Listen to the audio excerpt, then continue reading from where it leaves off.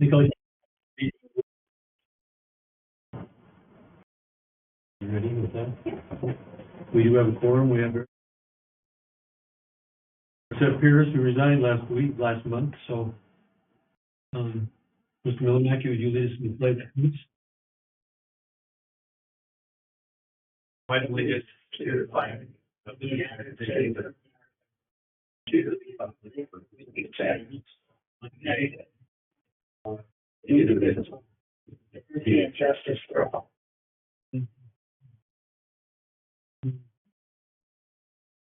Next item of business that we do have is, review of letters of interest for the vacant trustee position. As I mentioned, Pierce Rouse resigned after 38 years at the last meeting. So we have one applicant, Bill Willett, who's sitting here, applied. Bill did send a nice letter of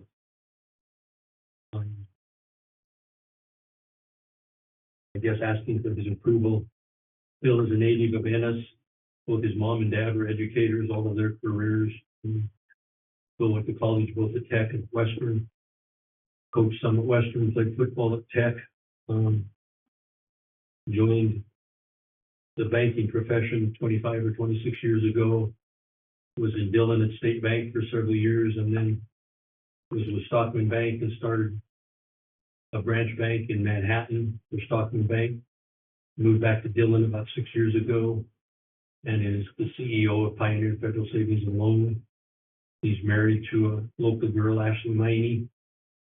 They have one daughter, Gabby, who's in the 8th grade, and in my opinion, Phil would be a great school board member. So if anyone has any questions of Phil, feel free to do so. If not, I'd accept a motion for someone to nominating to fulfill the term of Pierce's position. If that happens, then Mr. Miller can sign me in. So You make that motion. okay. In a second. Been moved and seconded to nominate Bill Willett to fill in for Pierce Rouse. I think it is only until May, is that correct? And then in May, that position becomes open again for the remainder of the original term. So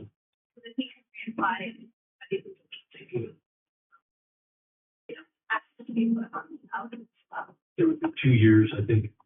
Pierce is to fill that. Then in May, whoever would run for that position would have a 2-year term. Anybody have any questions or discussions? Anything to feel? Nothing? Nothing throw anything at him or say anything mean or anything? Okay, all those in favor of appointing Phil Willett to the vacant position, say aye. Aye. Those opposed, passes unanimously. Bill, come have a seat. Congratulations. Can't sit down yet.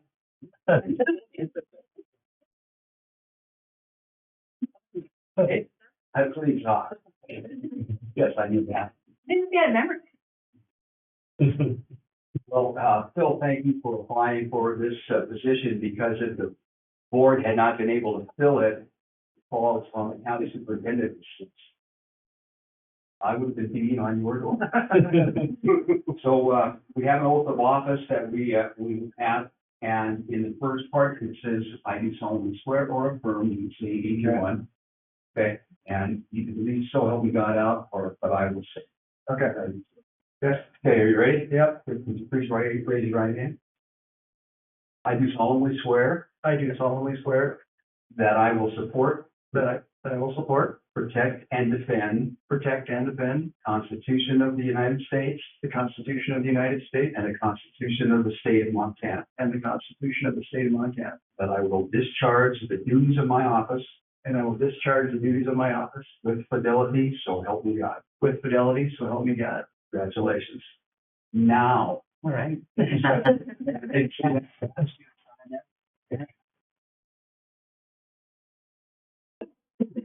Congratulations. Thank you. This is stuff about today.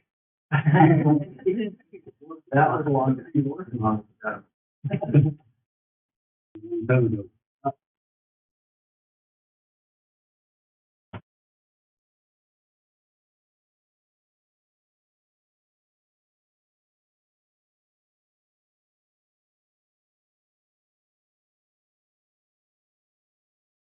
Keep your mind. Okay, next item of business is review and approval of the minutes. They were mailed to you in your packet. If you need to read them, please do so. If you're in agreement with them, we accept the motion to accept them as presented.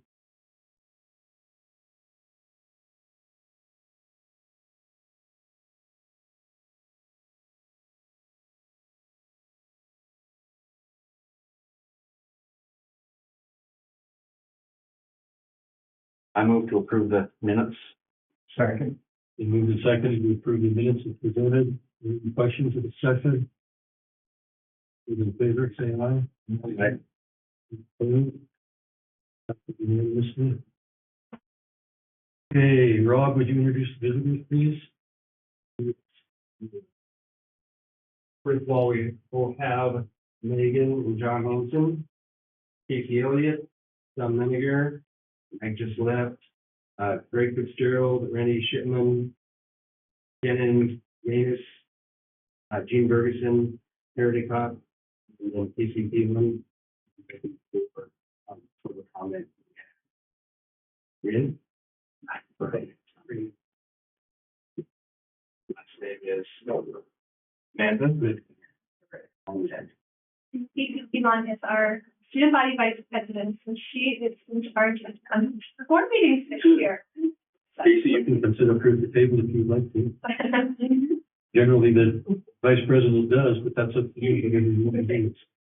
You're certainly welcome. To welcome everyone, and as with all of our meetings, don't feel that you have to stay for the entire meeting. If there's just part of the meeting you want to be here for, feel free to leave at any time, and that will be okay.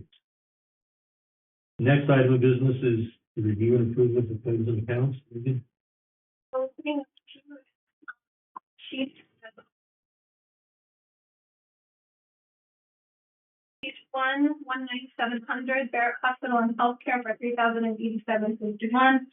Again, this is our portion of the payment to cover our athletic trainer, Elisa. You'll recall that this year's contract didn't have an increase in my salary, so in last year. Further down, 19705 BMO MasterCard for $9,135.17. There's a variety of different things that are on here, from textbooks, as you will see or saw in the packet. Our freshman enrollment is over 100, and so it's been a while since we've had 100 for students in a class, and so for our earth science class and our algebra class, we had to order some additional textbooks to make sure that we had enough to cover all of the students, so that's included on there. There's a number of updates to the transportation computers and printers, the software that they try to run with the Zonar, and that stuff was compatible, so we used to upgrade technology. You'll also notice that there was a Cricut and a freeze dryer that was purchased on there. That's actually Carl Perkins money for Family Consumer Science, so that is all grant money that will be reimbursed out of the Perkins money. So in that claim for that, VMO goes on to the second page as well. So midway through the second page is another BMO MasterCard for $5,945.74. You'll notice there that that's just a wide variety of just different bus parts and supplies.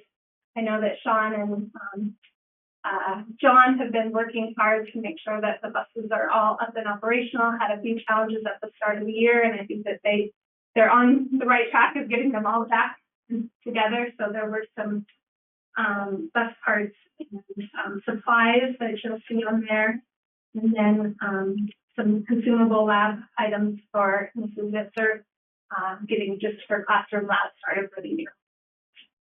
Moving down, 19707 BSN Sports, $7,808.26. And that is just a variety of different supplies for all of our activities from fall to winter to spring, and just getting the items to get those activities going. That is on there, and that goes on to page 3.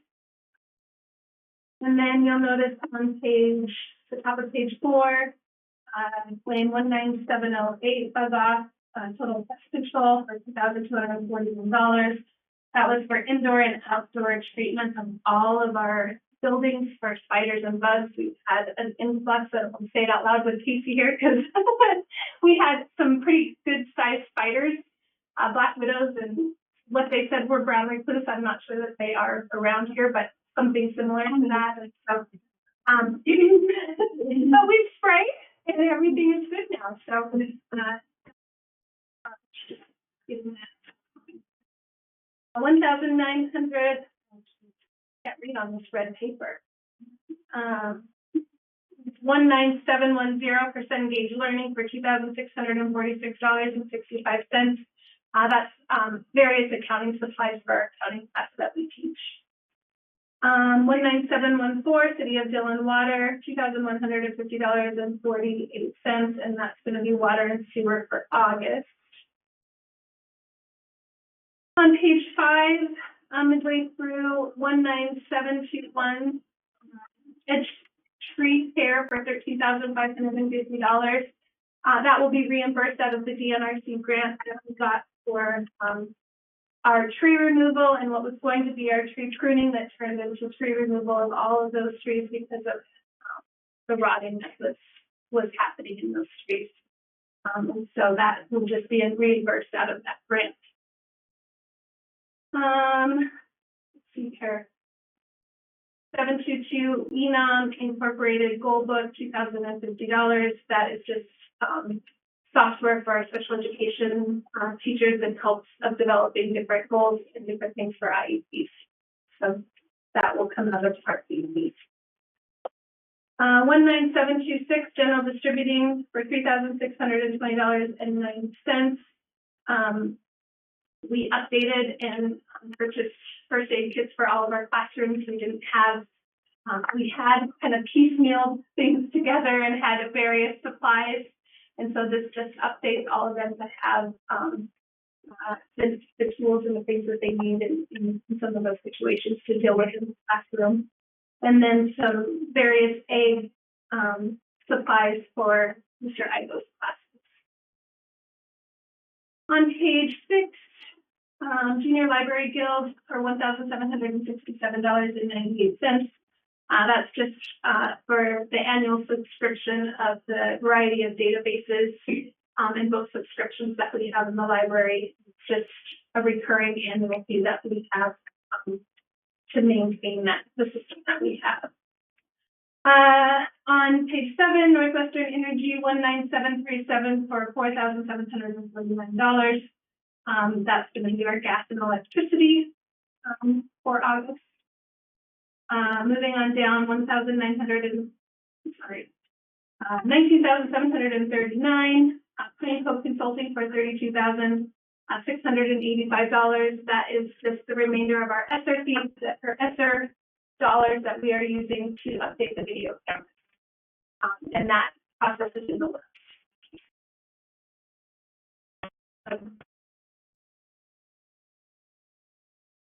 On page 8, 19747 Zonar system for $9,318.94. We did purchase computers that they are trying to install on all of the buses, just to be able to have the routes so that if we have a sub driver and those different types of things, that they can see a route when they're driving. 19748 Pierce Flooring for $22,066. That is just the final installment of the payment for the new tile that we have upstairs and downstairs, and that's being paid through the Senate Bill 307. So, which actually came in less than what we had anticipated, because we had talked in the original bid we were going to abate the asbestos, but instead we just were able to lay the tile over the top. We haven't seen any of them popping or any of that kind of stuff. And so the under treatments that Jack did seems to be working, and lots of comments from kids and people when they walk in are just nice. So those are all the ones that I highlighted. If you see something additional in there that you'd like me to note, let me know. If I would be- So move to pay the claims. Second. Been moved and seconded to pay the claims and accounts as presented. There are no questions or discussion? All those in favor say aye. Aye. Opposed? Passes unanimously. Next is public comment and communication, just a kind of a point of clarification. Back to the school board deal and Phil coming on the board. Pierce has been on the welfare committee and the extracurricular committee. Unless any of you board members feel otherwise, I just assume go ahead and let Phil go ahead and serve on both those committees until the next election or reorganization, I guess, in July. So everyone okay with that? Sure. Okay with that, Phil? Okay. All right. I don't have any other public comment or communication. Ryan, are you here to talk about the bus issue? Okay, go ahead, you have the floor if you'd like to. Thanks for the opportunity. I just want to kind of clarify why or how we got where we're at here. Is like, I have a stable bus route, and normally we would just have our son drop off his grandparents 5 days a week. A regular bus stop, normal bus stop. Never had a problem, and now we have problems. Kind of wanting some clarification, or if we can find a solution. I know there's a lot of aspects to it, but it's affected. I don't know how it came about, or if there's a chance for the public to get involved and maybe come up with a solution. And I can kind of speak to how it's came about. And so our policy really is home to school and school to home. Over the years, we have been trying to be stewards of the community, trying to help out in a wide variety of different aspects. And so we have been picking up, and most of the time it's not in the morning. That's a big deal because usually they're coming from home in the morning. It's usually in the afternoon where the challenges begin. And so we were dropping off in the afternoon in just a wide variety of different situations. We were dropping off at after school activities that kids are participating in. We're dropping off at businesses. We were having alternate bus route forms where kids could, get a bus form, and if there was a birthday party, the group could all get together on a bus and be transported to wherever that. It's just a system that's unsustainable, and which is, I think, it really speaks well to Beaverton County, and that we've added so many extra after-school opportunities for our kids, which is a positive thing. But it's just that we as a school district are having a difficult time being able to sustain and keep track of in a safe manner where all of these kids are going. So we have situations where we have maybe a kid, and I'm just going to say one kid, and then times it by however many kids that are in that situation might be being dropped off in 5 different places during the week. And so maybe they're going, here, and even if they go here on Monday and Wednesday and here on Tuesday and Thursday, and then maybe someplace different on Friday, that's just 3. And we do have some that we're going in 5 different places. And so what that means is we've got 3 to 5 different drops for those kids that they're trying to make sure that we're getting them to the right spot. And not only that, they're being put on multiple buses on top of that. And so we're not even giving those bus drivers an opportunity to build a relationship with those kids. And as we continue to look at a wide variety of different situations that we were providing, we were stopping and just trying to accommodate and trying to help out, because again, parents are busy, parents are working, they're it's on the way out of town, our business is here, can we just stop here and drop off your, grandma and grandpa or good family friend is watching Johnny after school. And so we'd like to have the kid go to school from our house, but then be dropped off here on, in your situation, you're talking every day, right? And so, which doesn't seem like it's that big of a deal, but what are the parameters? And so once we start looking at that, grandparents, well, I live, I'm in a community, I don't have grandparents here, but I've got a really good family friend that's like a grandparent. And so once you start opening up outside of home to school and school to home, it just opens up a situation where we're going right back to where we started, just with no boundaries. And ultimately, we're responsible for the kids in getting them home to school and school. And so that's really where it came about. The other thing that has come, we all know that Beaver Head County has one of the longest bus routes in the nation. We go in all different directions and we go pretty far out. And so as we've created almost a system of chaos trying to figure out where, students are supposed to be dropped off, we're extending the amount of time that these kids that are getting on the bus at 6 o'clock in the morning and maybe getting off on a good day at 5 o'clock in the afternoon, and we might be extending that 15 to 30 minutes, depending on what that situation is, which doesn't seem like a lot, but when you get on the bus at 6 in the morning and you're not getting off until 5:30 or 6 o'clock at night, it really does become a situation. And where it was brought to my attention is last year in the spring, because of course last year was my first year, and we just adopted the transportation that we had been doing for many years. And I just started hearing rumblings of bus drivers being overwhelmed and stressed with all of the different demands of trying to get kids and knowing where kids are supposed to go, and honestly creating situations where we think we have a capacity of, say, 55 on the bus, but when it's all said and done with alternate bus rider forms and all of the different activities, we're piling anywhere from 10 to 25 additional kids onto those buses. And it just became to the point where we're going to start losing bus drivers and for the safety of kids. And that's really where it's about. So we went to the policy, which is home to school and school to home. And now we're starting to hear concerns. I think I received an email from somebody. But, I grew up riding buses. Mhm. I rode them from Grant, Mhm. so I understand that. Mhm. But, we also, things are tight in the community. My wife has always been able to be there to pick up my son. She had to take a full-time job. That's not an option at this point. So now, is it my employer or her employer who's gonna have to let one of us off? I live out 30 miles out of town to go get my son, take him to home, leave him at home alone, and come back to work. That's what a lot of us are in this position now, and our employers.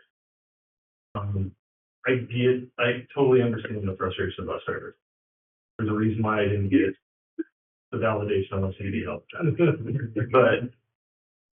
But I used to come into high school, used to come on with 22s and load of ammo, get dropped off in a field and hunt. A different time today. But part of what makes Dylan is the community working together and making solutions to this stuff, it's a bit of a far swing to all of a sudden go hard stop over at home, right? I was told me and my wife would have to be divorced with parental plan in order to get them dropped off at 2 different places. That's a Legal bit- residents, because those, split family, those are 2 legal residents or their child, right? So I'm not asking you to do that. Totally understand. It's a tough job and tough on everybody in the community. And this was a huge gut check for everybody and the employers. Over for Sheila Farms and Franklin Ag. And so it's huge. Everybody would probably agree they're calling in at 3 and wanting somebody to go to bus to the birthday party is probably a little bit ridiculous. Totally understand that. That's understandable. But And I think that's where we're trying to create that boundary is that once you open it beyond that, then you get everybody has a different story, right? And so then, your situation, when I hear it for the first time, I'm like, yeah, that makes sense to me. And then we start talking about, maybe 15 to 20 other people that have something similar, but really only one extra, friend that we'd like you to drop off here. And then pretty soon we're right back to where we started. so we have this system that we paid for. Why is that being leveraged in school capacity? Where you can, So kids can't get on the wrong bus unless they have an approved. the I mean- challenge though is that when you have 5 different registrations, trying to set that up, and the system that we have for that is working towards that, and the computers that we just purchased and we're trying to implement where, we can maybe Sean and Tara could speak a little bit better to this, where we can do that. But obviously we don't want our bus drivers focused on their computer for kids getting on and off the buses. Their biggest priority, they've got a stressful job, our bus drivers. They've got precious cargo in their possession that they're trying to manage. And then many times they're the only adult. We do have monitors that are on some of those buses, but a lot of times it's just the bus driver that's driving, that's managing all of those people or all of the kids. And then, when they build a relationship, they can tell when kids, and they start to get to know when the kids are getting off and when they're, getting on in the wrong bus or getting off in the wrong stop and those different types of things. And they take their job very seriously and do that. And the Zone R Pass really is for the back end to be able to monitor so we can track and you can see as a parent where the bus is at, where your kid has signed into the bus, where the kid has signed off of the bus. But there's no like beep, beep, beep that says, wait a minute, the kid's on the wrong bus. Maybe Greg and Randy might be able to speak to what it looks like after school, trying to make sure that all of the kids are getting on the right buses. And It's chaos. And that's chaos at the end of the day. And it's, us things that is, it's never before. We've been doing it for 17 years. And to Megan's point, it was different when we had kids in 5 different directions and it was changing all the time. My secretary, it's too bad Tina wasn't here because she can tell you what it's like building the phone call at the end of the day. And it's hard, and I understand where Ryan's coming from because it does make sense in terms of you've got one drop off. So yeah, the radio is crazy. You're trying to call from the office to the bus. Hey, is so and so on the bus? Is so and so on the bus? The bus driver would call, and so it's just it's extremely difficult. And our most important thing is our kids. I had one today. I had a student get in the bus line and walk up to the bus. Wasn't supposed to be on the bus. Well, he got sent back. He wasn't supposed to get on the bus. Nobody really knew, so the mom was upset with regards to that. So we deal with that. We deal with kids getting on the wrong bus. When a kid fall asleep on the bus, went out on the Wisdom bus.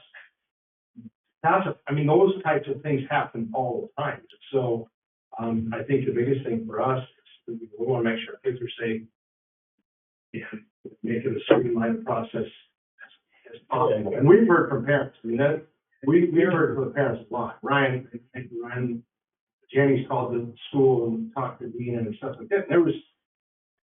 It's new for us.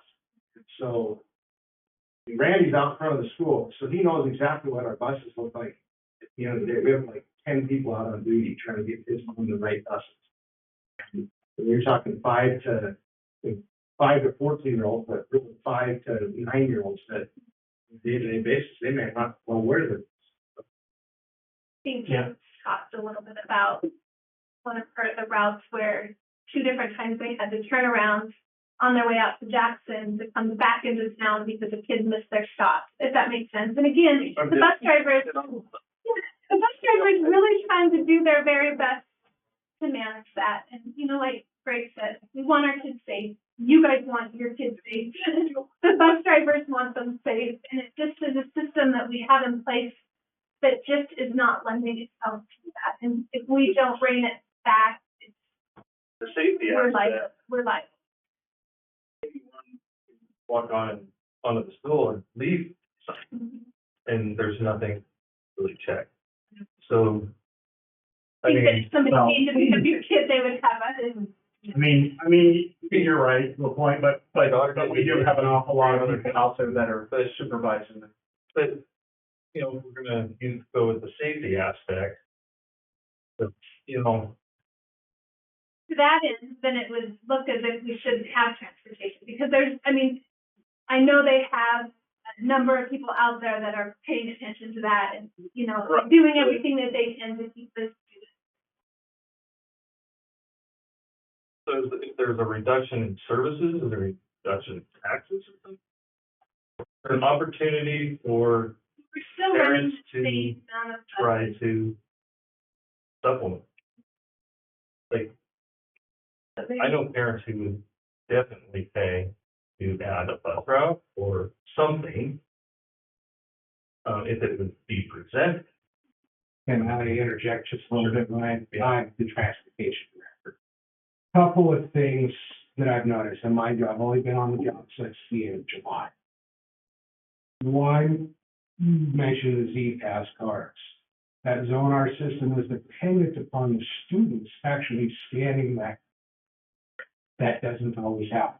Where they try and they miss. Yeah. Well, I know a lot of them. So, we have usage on VPAS, and we can't have that accountability. It's based on zone. So then, as redundant backup, we have lists and cards for our students in general tests, paper printouts, and the students are supposed to be on their bus where their stops on their route and the times. So, that being said, you have raised the question about adding more routes. Right now, I am down 3 full-time route drivers. I have moved subs into those positions. I have 0 drivers. 0, none. I am hard pressed, and Tara will attest, and Jean will attest. We have enough drivers to cover our routes currently, plus all the sports activities required from all the schools. Now, in an ideal world, I'd like to have unlimited buses, unlimited drivers, unlimited subs, but at this point in time, I do not. So if you would imagine coming into my world a little bit, where I have all of these students trying to get on the bus, trying to get home, and make it there in the allotted times safely. There's a lot that goes into that. And when you throw in a mix, like Megan said, of, well, let my kid go to my grandparents. Well, then we've opened up a Pandora box. Pretty soon people, I know this for a fact, will not be truthful and say that they'll say, well, my kid's going to my grandparents, this is their address. We open that Pandora box and people aren't truthful. Pretty soon I have students going to people I don't know 100% are their grandparent or their parent or their legal guardian. And how is that? See, there is. People can pick them up off the playground right now, or at school right now. That is not part of busing. That is Right. part of safety, and that boils down to these 2 gentlemen behind me, individual at the school and the office at the school. Again, in a perfect world, we're not 100% safe.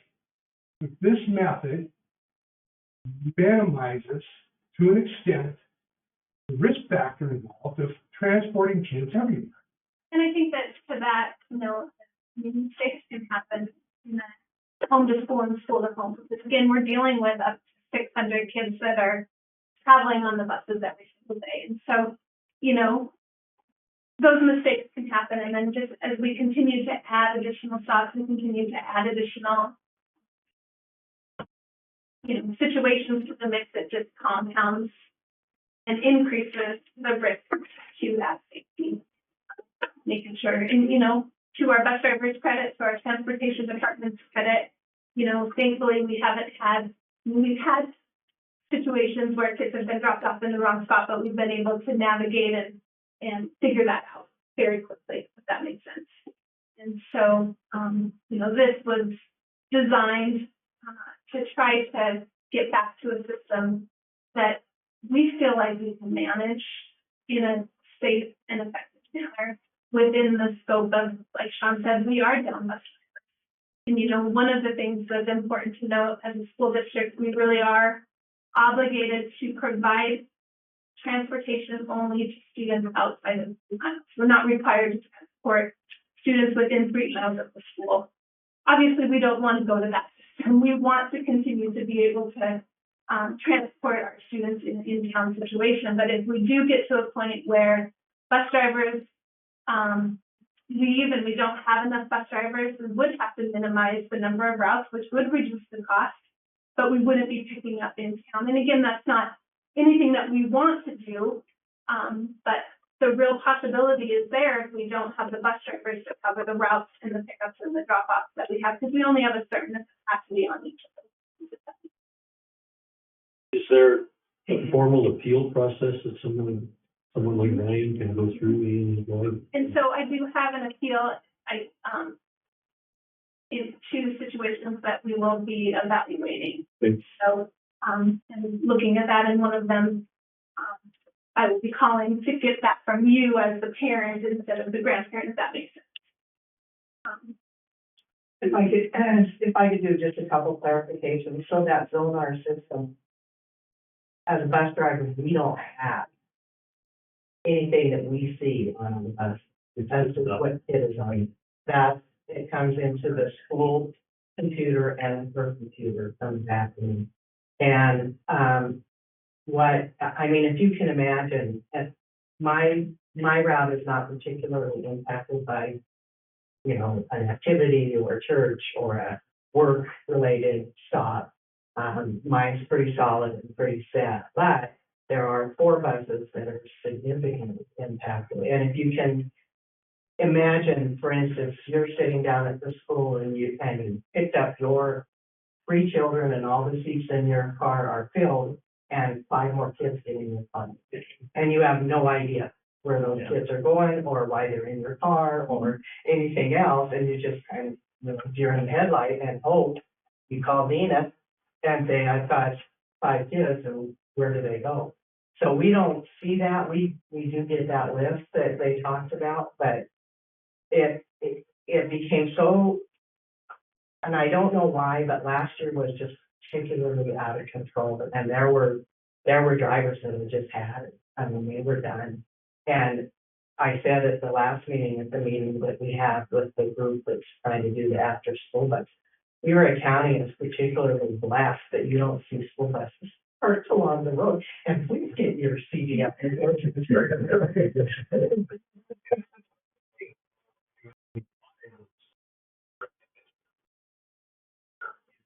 And I love my I kind of assumed that the card system was a little bit more than that, because that's kind of embarrassing. It keeps track of those kids for these guys, but I will tell you, so today is a nightmare for bus drivers because you've got all the kids. So you've got these little bits and half of them you can't even talk to yet. Won't tell you where they live. So you've got these little bits that get on your bus. Some of them don't always have their cards. But last week, the first week of school, I had a girl, and she's, I don't know, 3rd grade, 4th grade maybe. She told me 3 different places where she thought she needed to get off the bus. So I pulled over, I radioed Dina, and I let some kids off at one spot. I pulled over, I radioed Dina and said she doesn't know where she needs to get off. I just need to know where to take her. Well, I had missed that she had actually gotten on the bus. And I was like, oh, sure, I'm the first driver to lose a kid. But all the kids knew where she had gone. And they said, oh, she recognized the house where she was supposed to go, and she was gone. But your heart just blank. Yeah. And she didn't have a card. So I wouldn't have been able to say, because they don't want a card. There were. And to speak to the Zonar, I said, seems frustrating, but as parents, you can see where your kids are at, and that's kind of where, I have not downloaded the app, and I, you want to go, well, I have kids, in the district, so I see both sides of it. But on the app, you can get a notification every time you scan. And if you touch the notification, it shows you exactly the number when it's scanned. So you can see, like, in the morning, if they're alone waiting for the bus, that they do get on. And in the afternoon, that they do get on the right bus, it'll tell you which bus they're in the bus. So if you get that, you can call and say, you know, you can learn. I have the ability to log into Cole's Tracker and tell everything about it live with Cole. And if safety is a big thing for these school buses, why don't we have the best? Or is there something out there that would enable the services that we've had and help the bus drivers? I think I just don't know. two-sided solution, it would be. So part of the issue last year, so we would have one child registered for maybe 3 or 4 different places the same day after school.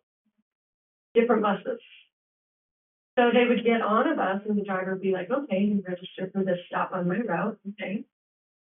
But if that particular week, that might not have been the right place that day. So we just had no.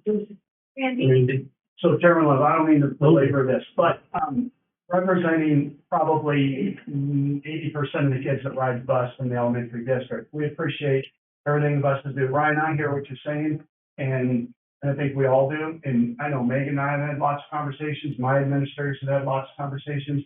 We get that it's a change. I think what's important, all the safety stuff is so true, and the chaos after school is unbelievable. And honestly, come down and hang out with us one day after school. It is the scariest time of the day. And certainly, like Megan articulated, we can always have actions. We do everything in our power to make sure that doesn't happen.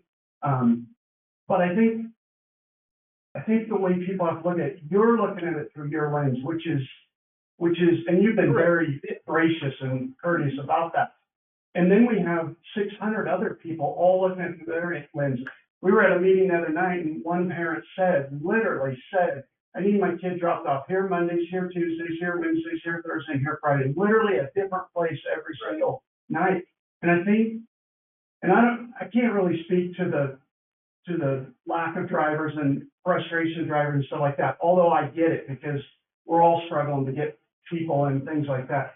But it is such a critical job with our kids, which, you know, is your kids and was my kids.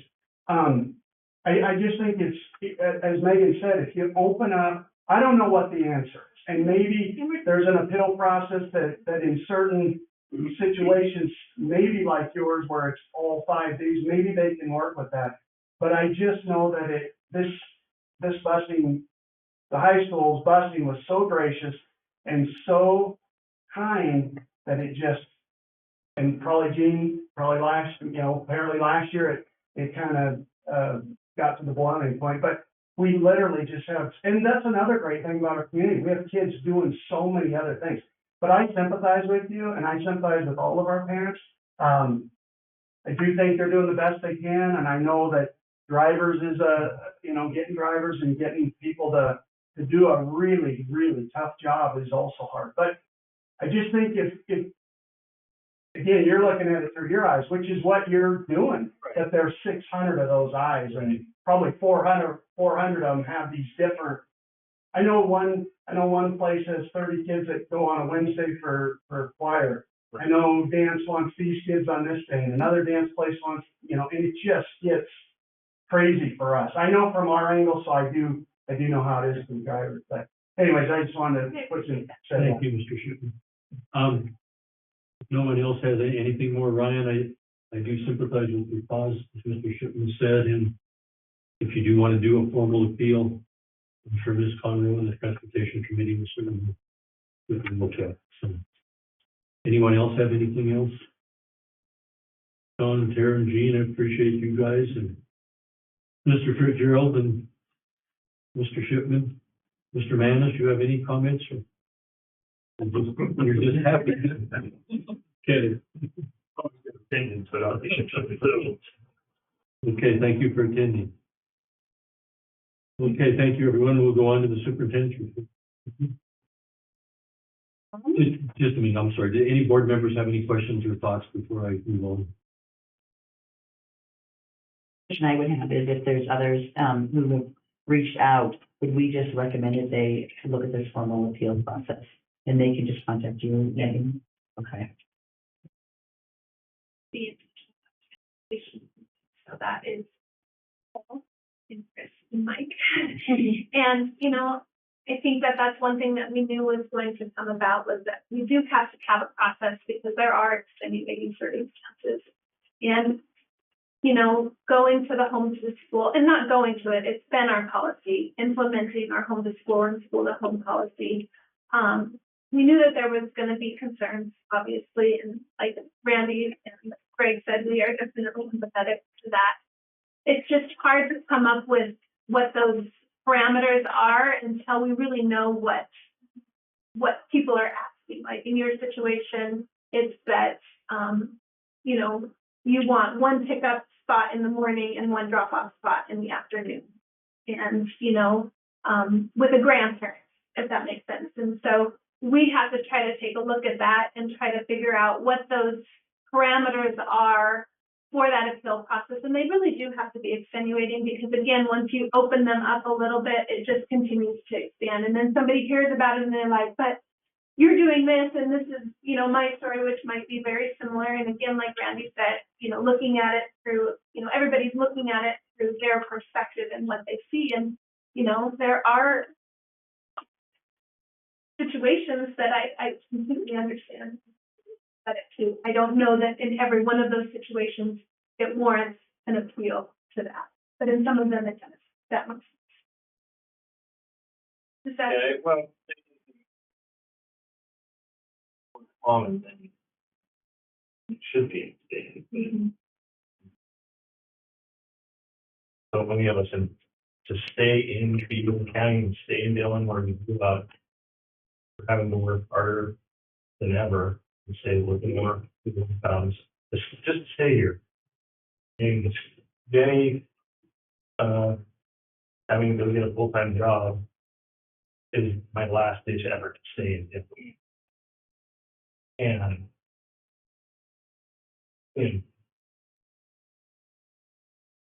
And so I understand that it's tough all the way around.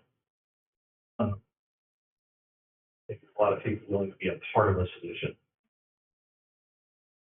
And I would agree with that. That meeting that we had the other day, that everybody was at, that was a wonderful meeting, and everybody kind of worked in collaboratively. There's some dates in the works, Mhm. but it's just not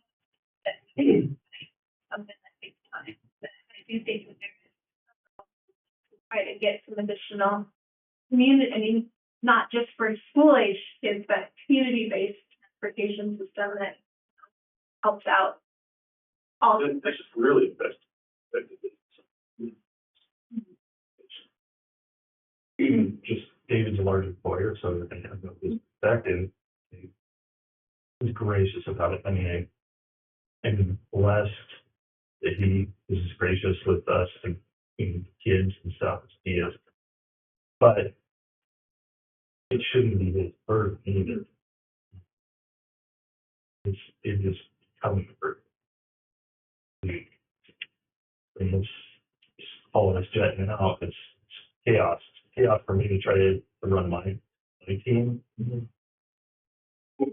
Trying to figure that out. So now I have mechanics that shifts to try to, and that's nobody was expecting to kind of. No one was expecting to make it be made harder by the school district support. But we will, like I said, we will listen. I will set up a meeting with our transportation committee, maybe have some conversations and what some of those boundaries and what some of those parameters look like in terms of, you know, the appeal process. And I will say, we are not the exception doing a homeschool school. We were the exception doing what we were doing before. I mean, I talked to probably 5 to 10 different school districts, you know, asking them kind of what their policy is, and everyone that I talked to was homeschooled. Some allowed state accredited daycares and some didn't. Some only had one stop, some had allowed for splitting stops. And not that we are those communities, but I just think it's a good perspective to have, you know, to make sure that, you know, to see that we are not trying to do something that other cities aren't doing, and there's reasons why they've gone to that, and that's just simply because of reliability. Okay, thank you. Anything else? The superintendent's report, Jackie? 6.1, start of the school year and fall enrollment numbers included in your packet are the start of school enrollment numbers. We are up a little from last year. I think from the time I pulled this to exactly 1 year ago, we were up 3 students. And our freshman class is the biggest class we have had in a number of years. It's been a great start to the year, and we're definitely looking forward to the great things that we have. And so if you look at that enrollment, you'll see that our freshman class, as of September 5th, had 101. Our sophomores had 86 students, juniors 74, seniors have 78 students. Again, they all came in, seem to be excited about starting the new school year. Our counselor has been working really hard to change schedules and get kids, making sure that they're in the right classes and those different types of things. And, you know, all of our activities, which Brock will speak to, have all gotten up to a great start. So overall, it's been a real positive start to the year.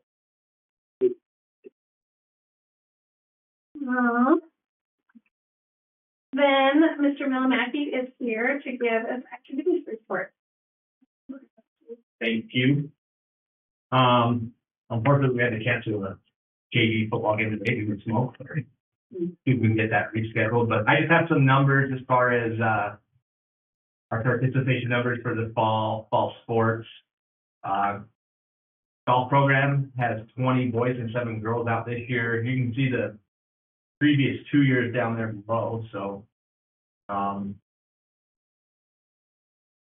the last few years, cross country, 9 boys, 6 girls.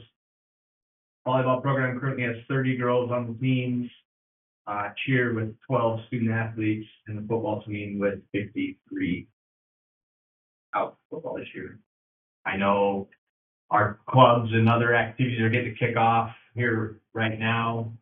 We had a club fair to kind of show, I guess, the new students and freshmen what we have to offer and hopefully engage them. And so looking forward to see everyone get involved in something, because we have a lot to offer, and I think all the students have some great opportunities out there. So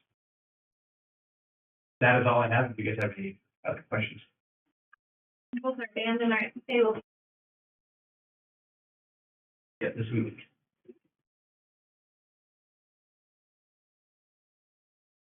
Hey, 6.3 dual enrollment classes and numbers. Included in your packet is a document that lists all of the dual credit and Montana Tech pathways programs and AP courses that Beaver County High School students are enrolled in this fall. This document shows all the enrollments in these courses, where students can get both BCHS and college credit. Jason Packer, our new school counselor, and Mr. Pinkins hosted a dual enrollment night on Wednesday, September 4th. It provided time for representatives from both Montana Western and Montana Tech to come in and talk about a wide variety of their different programs and different opportunities that we have for students. We invited all students, whether they were enrolled in a dual enrollment class or they are maybe thinking about possibly enrolling in a dual enrollment class. And so if you look at that included in your packet, we've got 48 students that are enrolled in 3 classes of Computer Essentials 1. Computer Essentials 1 requires both 1 and 2 in order to get dual credit. So not many of them take it that first semester. Usually they'll take it for credit second semester. Advanced Chemistry has 6 students that will be taking dual enrollment, and that's Chem 121, and that's through Montana Western. Welding, we have 18 students enrolled and 11 of them are signed up for dual credit. Writing 101, there's 15 students that are enrolled, and in child development, we've got 20 students that are enrolled. For those classes that are enrolled through Montana Western, that registration isn't due until September 15th. Tex is a little bit earlier, so we know exactly how many are signed up, so we could get a few additional ones. We're just not 100% sure on what that is. But those are the potential students that could. And then we have 2 AP courses that we offer on campus and through Montana Digital Academy. That should be AP US. Should have AP US History on there too, which has 10 kids that are enrolled. And then AP Government is offered through Montana Digital Academy, and we have 2 students. And AP Psychology has 1 student. And then we also have AP Biology that has over 20 students.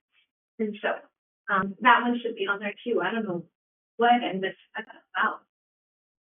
And then we have some students in Montana Tech's Pathway programs, and that is automotive trades. We have 2 students that are following those pathways. And again, if you guys will remember, when they're finished with that, they will actually have a certification in auto trades.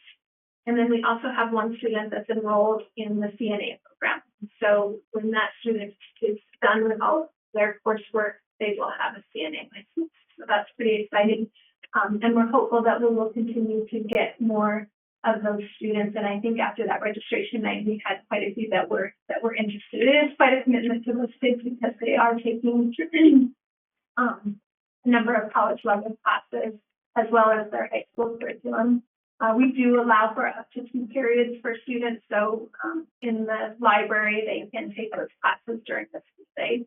And so it's a pretty cool thing for them, for those of them that choose to go down that path, because again, they will graduate with the certification in that area.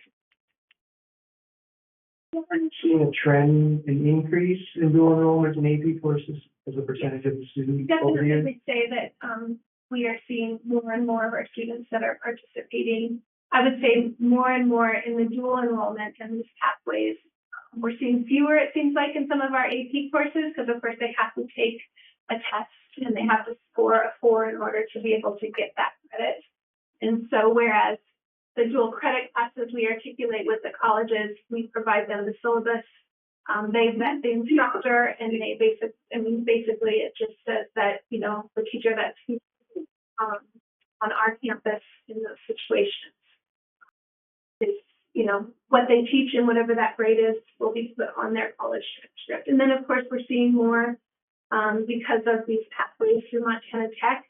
This is the first year where we've had students enrolled in dual enrollment classes that our teachers are not teaching. So these teachers are maybe at Billings, and some of them are at Montana Tech as well. And so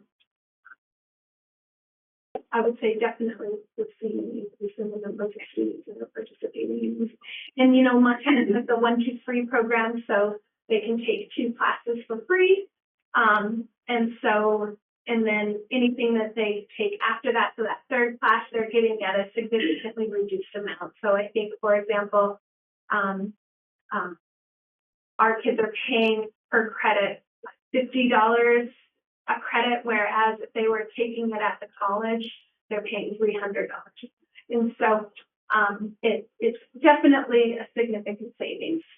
The one thing that we always try to balance is in just talking to those kids, if they're paying to take those classes, making sure that it's going to move them ahead. You know, for example, if a kid takes Chem 121 and they want to go into a science area, Chem 121 isn't the science class that they need to get into. They need to get into a science class for majors. It would count as an elective, but it wouldn't count as the science class moving them towards their degree, if that makes sense. And so just really trying to communicate those things is important. Writing 101, for example, is a great one that I would say we've got 15 students, and all 15 of those students will take it for dual credit, because if they're going to college, that's going to be one of those requirements that they have to take is writing 101. So it's definitely going to move them towards that graduation degree. Now with AI, I don't know if that's gonna change, maybe nobody needs to learn how to write anymore, but we'll see. Right now, everybody has to take a writing class. Our Computer Essentials 1 class is CAP 131. All of our kids that are in these pathway classes are required to take that, so they actually take that dual enrollment with us.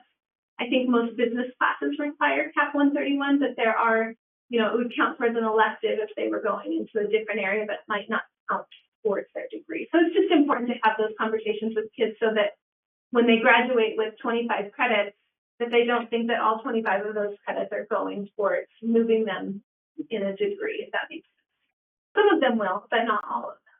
So that's been part of the challenge, is our effort to try to make sure that we get those kids in the right areas and having them pay for the classes that are going to be most beneficial to them. Maybe just because it's through Western or Montana Tech, it's not just credits for those classes.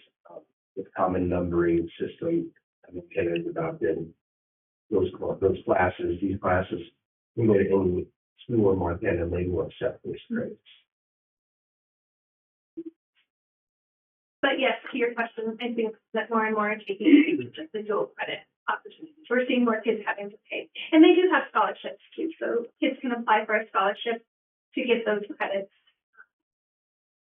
paid for. And now $50 a credit, if they're taking it at Montana Western, there's 4 credits.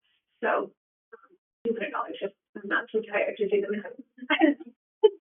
So, but that's significantly cheaper than what it would be if they are taking it.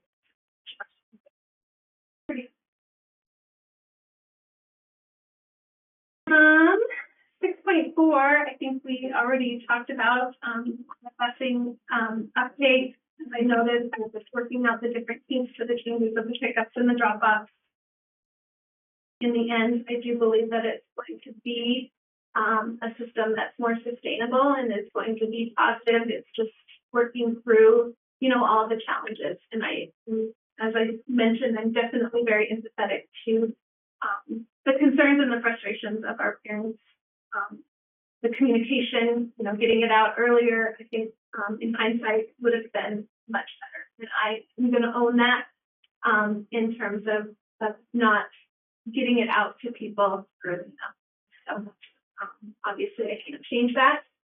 I wish I could, but you know, we tried to take those steps, and of course we're dealing with a lot of elementary students, which I don't have access to, but I still should have figured out a better way of making sure that information got out.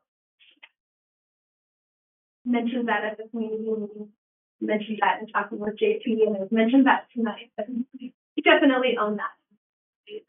Again, appreciate it.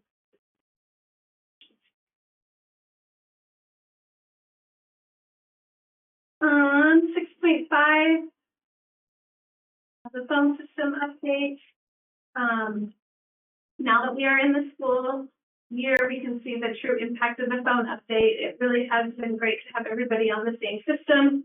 It used to be that when people called in, they had to call, they'd call the high school to talk to somebody in the agriculture building, and we'd have to give them a different number to call the ASIP building. If they wanted to talk to the bus farm, we had to give them a different number. And now everybody can just dial the 683-2261 number, and we can transfer them. So it's like we're all in one building. We also can page using the phones and through the phones. So instead of using the intercom system in all situations, we can page through the phones as well.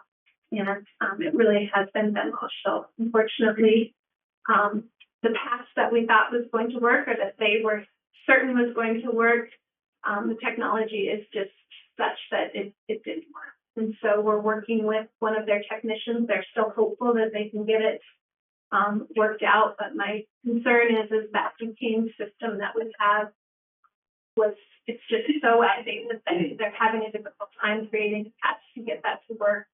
And unfortunately, to replace an intercom system is pretty expensive. So we'll have to look at different options to try to do that. So we're very disappointed, obviously, that what they thought, and they really did come in and look at it from all different perspectives and really felt 100% confident that they were going to be able to have a solution to that. But of course, with technology, it just seems like nothing ever works the way that. So They have had 2 or 3 different technicians that have come down to try different things, and so we've got another one coming either this week or next week to try to take a look at that. I will provide you with an update as soon as I can. Any questions on that?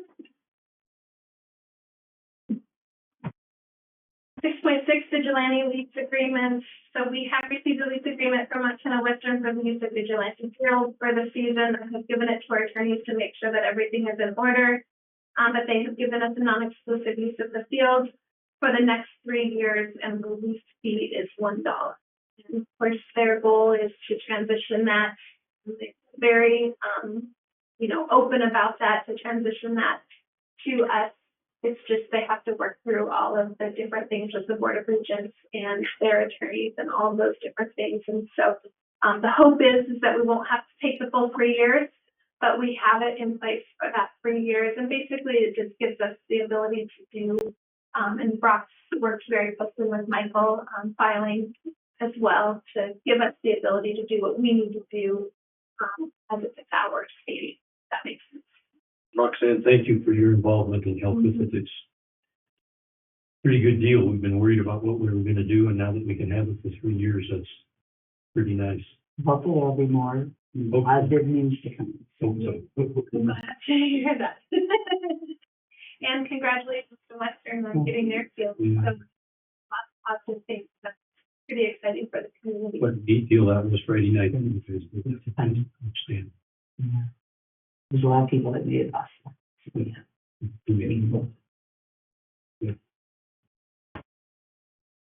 One thing on that, can we,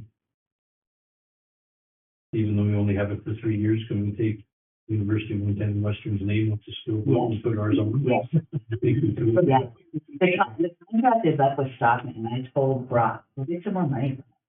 Don't put that in there, because it's, We've been, yeah. I've been working with Shane Yeah. since last spring.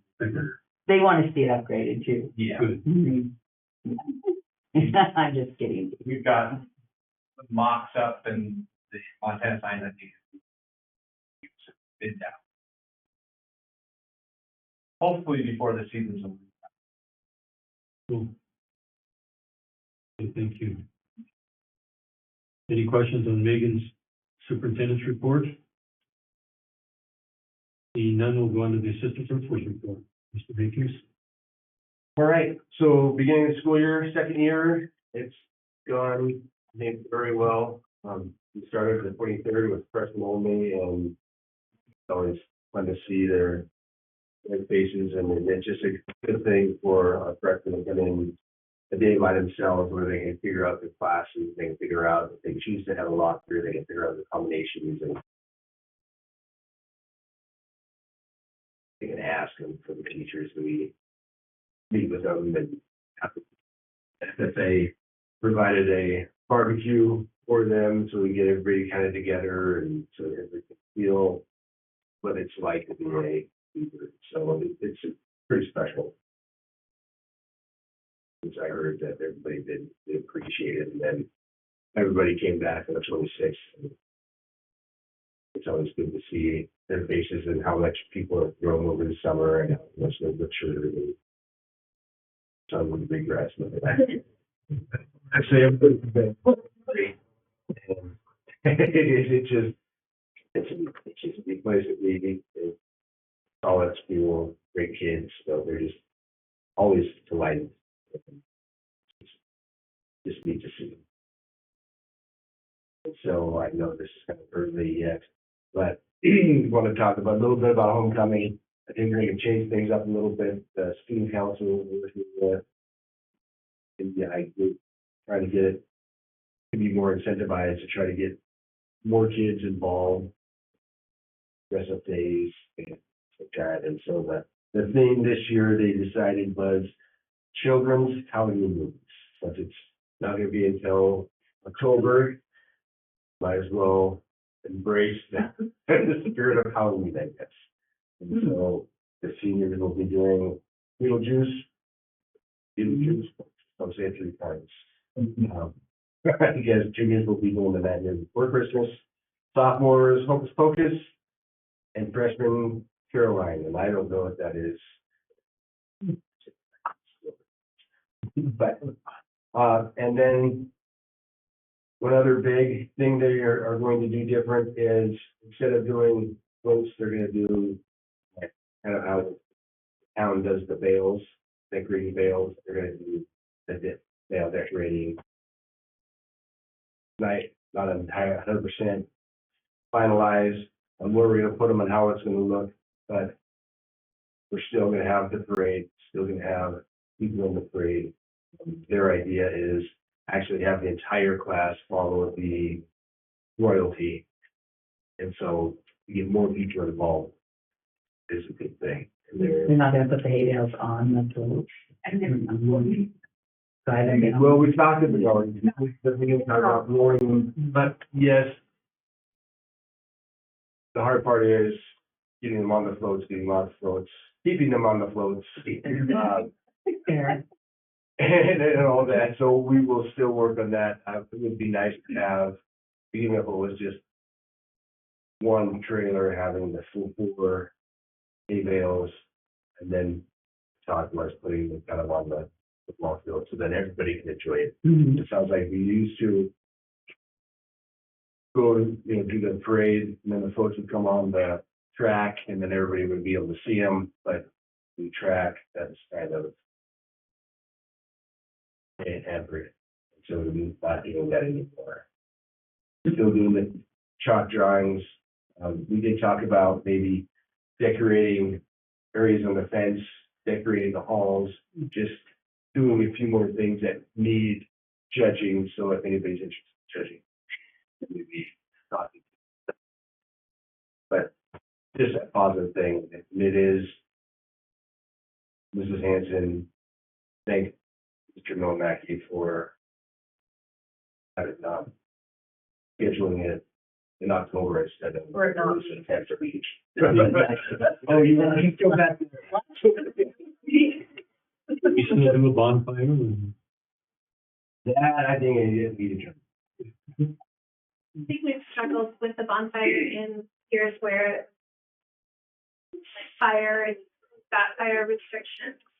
And just making sure that we have enough people that are willing to come and supervise, because of course it's after school hours, it's dark. There's just all of those different types of things, and as we've mentioned, times have changed a little bit, and so it can be really stressful when you're the teachers that are there supervising, and there's just lots of different things. So just trying to make sure that we do it in the safe and getting enough people there. Right now, there's enough smoke in the air. Lunchtime karaoke. So still do that on Wednesday, but instead of it being the bonfire after school, that we. And we just find we don't have this much after school participation anymore. It used to be that kids would come to all of those different things, but kids and families are busy and have lots of things that are going on. So having them come back to school is sometimes a challenge. And so finding ways to get them during the school day at lunchtime and that kind of stuff, it just gets them connected to the school. Any questions? Getting it first 2 weeks of school. The next thing is, later on, you'll see a memorandum of understanding with our HBI, of your Giants. Rural Behavior Health Initiative. Talked about that last year and did sign the MOU with those guys last year. And what that is, it's a mental health screener. Especially the way things are today, in this age, there's a lot of mental health and a lot of concerns with mental health. So we just want to make sure that we are keeping a more focus on our kids to make sure that providing the necessary support that they need. Here and last year we did this with just the seniors, even a lot of time and everything. We're still have decided to suicide for our freshman class, but this, if as long as it's approved, help what have our sophomore, juniors, and seniors take this screener, work with their staff when they take our survey to say somebody does register high on there, they do have support. It's not just on our staff or our one staff member, one counselor. If need be, they have and counselors and then psychologists ready to go as well. if need be. So they draw of the schedule after we do the science to the side of our freshman and I mean that part of it. After and I will set up a schedule on when we do stop with juniors. For something, communication out to families to make sure that they know, what the plan is and provide opportunities for them if they choose to opt out or have questions about what the screen is. And it is entirely up to families. And it's one of the last service, so that they need more support. Well, thank you. Any questions of Mr. Hankins? Thank you, Rob. Then agenda items, Ms. Conroe? So 8.1 board. Thank you, Ryan. Thank you. Hire Bobby Conan for the Business Professionals of America Advisor. So Bobby Conan has expressed interest in restarting the Career and Technical Student Organization, Business Professionals of America. This is a student organization designed to benefit students pursuing careers in business, management, information technology, finance, office administration, health administration, and other related careers. It's a great opportunity for our students. For this year, Bobby's stipend would come, for this CTSO would be coming out of the Perkins grant. It will then be part of our budget in the future. It used to always be, actually, it was one of the first things that I did, one of my signed contracts that I signed my first year. And it really is a great organization that provides a lot of different opportunities. I think I took it to Chicago one year for a national convention. We went to LA one year, and so it just provides them with some different opportunities, and again, just exposure in a wide variety of different business and technology careers. And so having the CTO will increase both our Perkins money and our vocational education money that we will receive next year, which will help to pay for that stipend. Would be my recommendation to approve Bobby as the advisor. Do you want a motion right now for that? Yeah, I would make that motion to approve. Second. Moved and seconded to approve Bobby Conan for the Business Professionals of America Advisor. Any discussion or questions? All those in favor say aye. Aye. Those opposed?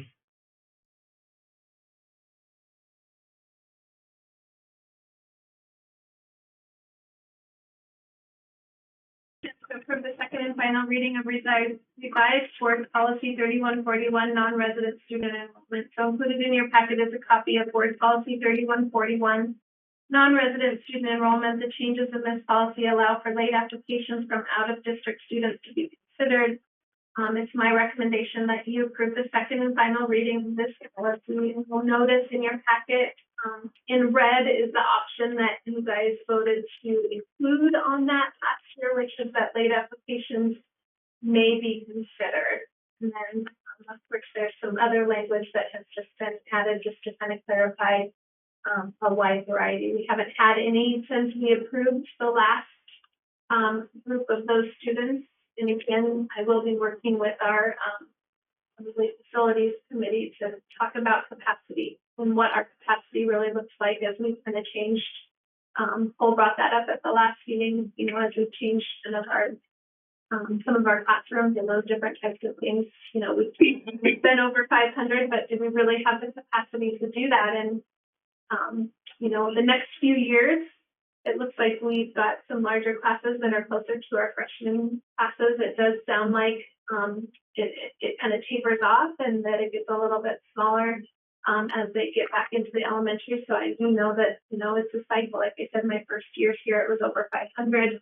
We've been down below 300, and everywhere kind of in between. We've been pretty consistent around 330 to 350 for the last probably 10 years, I'd say, but it definitely is something that we need to consider and really think about what we do, in the event that we get to. So, there are lots of creative things that can happen. It's just a matter. It would be my recommendation that you approve the second and final reading of this. Motion to approve the second reading of the. Second. Been moved and seconded to approve the second and final reading of the revised board policy 41, non-resident student enrollment. Seeing none, those in favor say aye. Aye. Those opposed? This is unanimous. Point two, board consideration to approve the substitute teaching list. Included in your packet is a copy of the substitute list for the 2024-25 school year.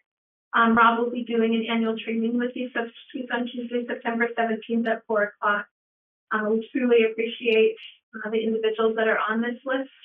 Substituting is one of the most difficult jobs that is out there. They're just walking in kind of blind with just some handwritten or computer generated sub lists, and so they really do a great job. The list is probably pretty consistent with what it has been in the past, but the availability, similar to what we talked about with the bus drivers, is hard. Audra might call 10 subs before she gets somebody to commit, and so we're constantly looking. So if you know anybody that's interested in doing some substituting, I would love to have them come sign up. And they do go through they have to go through all of the background check and all of that kind of stuff. And then of course they go through our training.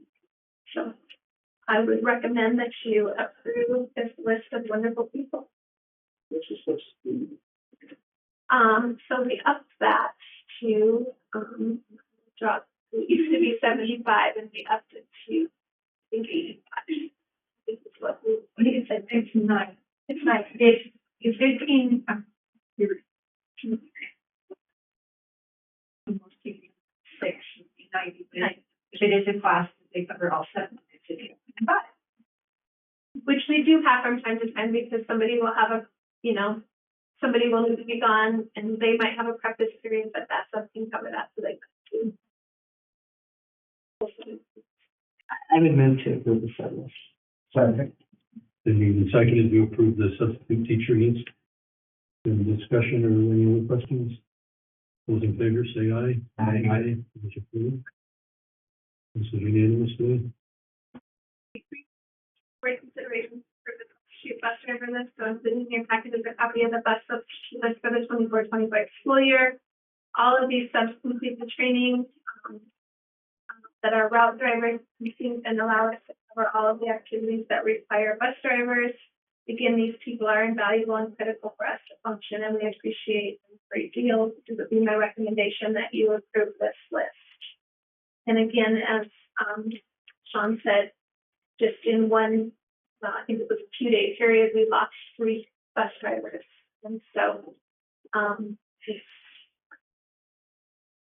it does get to be stressful when you look at our activity list, and then you look at the activity list. Of course, we provide busing for the elementary for all their activities and stuff like that. And they're just gearing up too.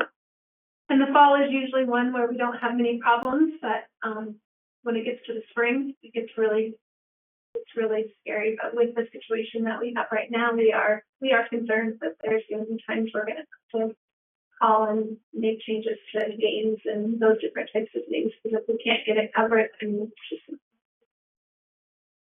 It's Route 13.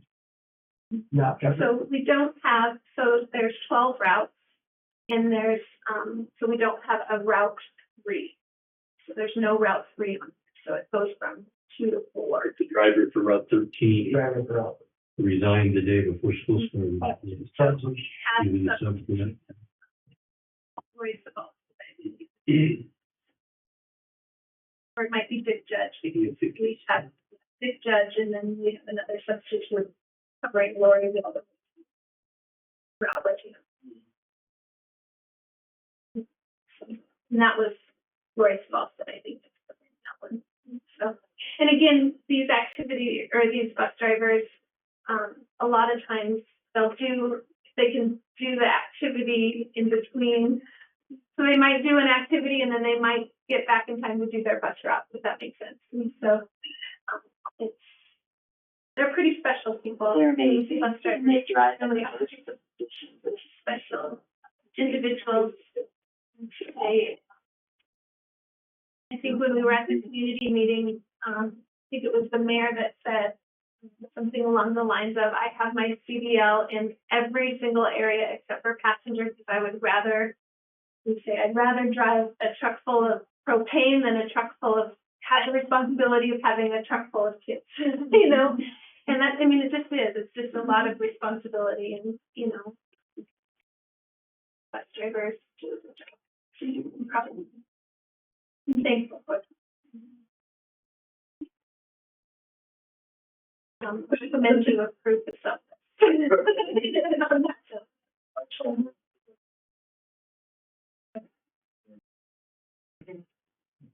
Second to approve the substitute bus drivers list.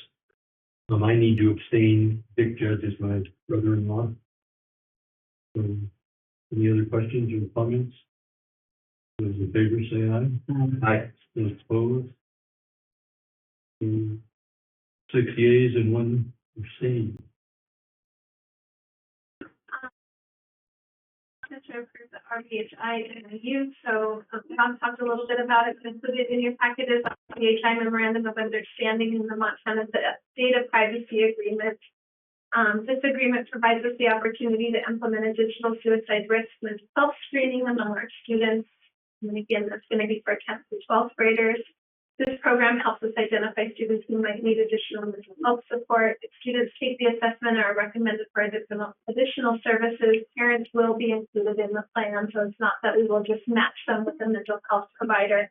Parents would be involved in that process as well. This will include notifying parents and providing an opt-out option if they do not want their child to participate. We did this with our seniors last year, and we felt like it was a very beneficial program. My recommendation that you approve the MOU and privacy agreement.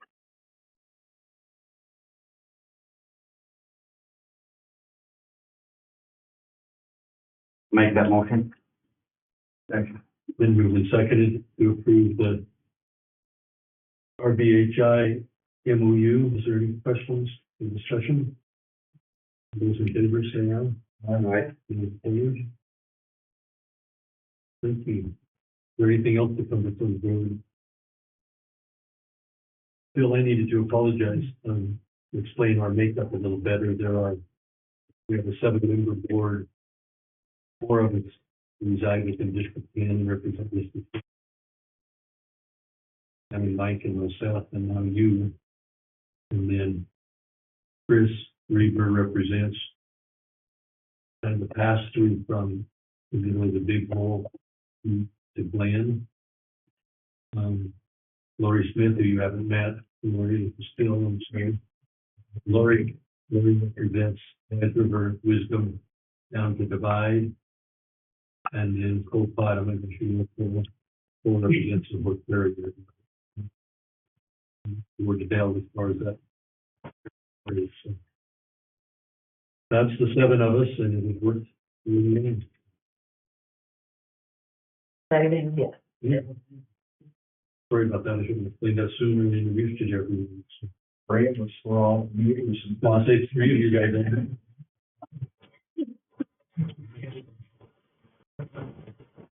Any other business to come before the board? If not, our next meeting, if you remember, is going to be October 7th, Monday, October 7th, instead of the 14th. So I would entertain a motion to adjourn. So moved. Second. Those in favor, say aye. Aye. Changes to both October and the November meetings outside of the door. We've also in the Dillon Church just posted it there just so that we made sure and first that public notice of the change. So Wednesday, that Wednesday, December. 6th.